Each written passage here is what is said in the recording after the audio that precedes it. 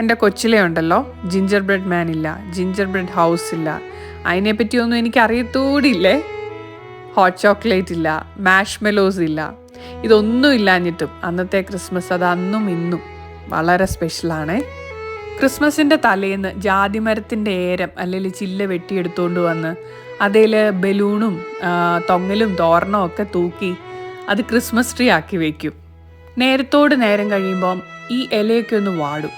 പുൽക്കൂട്ടിലെ ഉണങ്ങിയ പുല്ലിൻ്റെ മണവും പിന്നെ ഈ വാടിയ ജാതി ഇലയുടെ മണവും കൂടെ ആവുമ്പോൾ അതൊരു പെർഫ്യൂമായിട്ട് കിട്ടിയാൽ കൊള്ളാമെന്ന് എനിക്കിപ്പോൾ ഭയങ്കര ആഗ്രഹമുണ്ടേ.